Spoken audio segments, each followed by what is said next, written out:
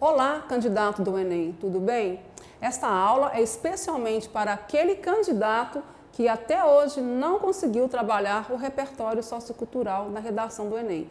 Você já tem aquela estrutura da introdução, do desenvolvimento, da conclusão, mas não consegue conectar, articular as ideias relacionadas ao repertório sociocultural. Então, vem para cá, porque eu vou te ensinar de uma maneira bastante interessante, porque eu vou usar vários livros para mostrar um parágrafo argumentativo, trazendo alguns temas que a gente pode abordar, que podem cair na redação do Enem. Lembrando aí, o recheio do bolo é o que eu vou dar para vocês, o recheio da sua coxinha. Se você não tiver o recheio, com certeza não vai tirar 1000 na redação do Enem. Espero que vocês, gostem bastante das dicas que eu vou dar nesta aula.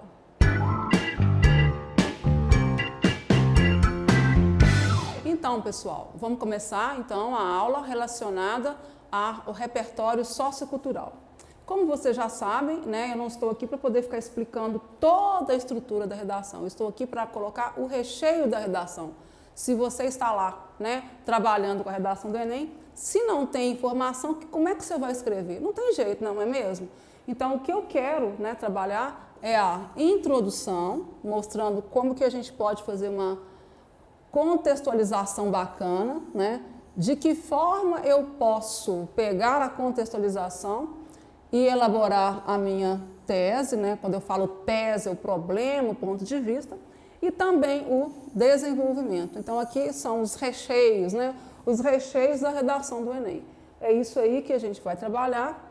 Lembrando que sempre quando você estiver fazendo o Enem, se der aquele famoso branco, comece a lembrar das dimensões do Enem, como que eles elaboram, pegar um assunto e elaborar dentro de dimensões, a social, a científica, a cultural e a política. Hoje nós vamos trabalhar com o tema persistência das práticas de escravidão no Brasil. Mesmo que o Enem já tenha trazido a questão do racismo, acho que uns 4 anos para trás, não vou lembrar bem, eu sou corretora do Enem, esqueci de falar isso, Então, a gente também pode trabalhar atualmente, porque tem havido no mundo muitas questões relacionadas à questão da escravidão, mas quando eu falo escravidão, a gente vai ver aqui que a palavra depois é que ela passou a ser sinônimo de racismo. Vamos ver então quais são os repertórios aí que eu posso trabalhar com este tema aí, Qual repertório cultural posso utilizar? Competência 2, ou também, aqui no caso eu fiz a competência 2, mas a gente também está trabalhando com a introdução, porque a introdução precisa também de o quê? Conhecimento, de uma contextualização bacana. Vamos então ver o que a gente pode trabalhar. Aqui eu peguei o livro do Laurentino Gomes, que foi lançado ano passado também, tá? E ele vai trabalhar desde o início, do primeiro leilão de cativos em Portugal até a morte dos Zumbi dos Palmares. Eu peguei a ideia dele, que ele vai explicar realmente porque que hoje em dia, quando a gente fala de racismo, está ligado à questão da escravidão. Então, toda a ideia desse livro aqui, eu peguei para a gente trabalhar. E também um livro bem bacana, bem simples, que eu dou para meus alunos também, que é O Menino Nelson Mandela. Eu peguei esses 2 livros e fiz, no caso aqui, um parágrafo grande, tá? Ele pode ser desmembrado em 2, um parágrafo que corresponde à parte do parágrafo de desenvolvimento, da argumentação. Então, vamos ver como que eu coloquei para vocês aí, a ideia. Notem que o parágrafo é grande, mas ele pode ser desmembrado. Então, eu estou trabalhando aqui a persistência da escravidão. Como que eu fiz, então? No livro, escravidão, Então, nota que eu adoro trabalhar com livro, isso que falta para o candidato do Enem. O candidato do Enem está muito viciado, com as questões de frases filosóficas, mas os corretores do Enem, eles esperam de vocês, sabe o quê? Que tragam a literatura para dentro do texto. Quando eu falo para dentro do texto, claro que é coloquial, Mas vamos ver aqui. No livro Escravidão, volume 1, de Laurentino Gomes, esse autor retoma e analisa a história da escravidão no mundo, deixando claro para o leitor como e quando o termo escravidão, olha lá, passou a ser ligado à raça e à cor de pele. Nessa obra, olha as questões de conexão, de coesão, Além de Laurentino descrever o longo processo de escravização, principalmente no Brasil, há menção dos pensamentos de filósofos sobre escravidão. Aí ele vem com um exemplo, ele tem vários exemplos, a gente até assusta, tá? Ele fala do Hegel, por exemplo, tá? A respeito da questão da escravidão, mas eu selecionei aqui o Voltaire, tá? Exemplo disso é o de Voltaire. Este filósofo afirmava a respeito dos negros como sendo inferiores às outras espécies de seres. Isso, gente, é louco, né? Mas está escrito lá no livro dele, tá?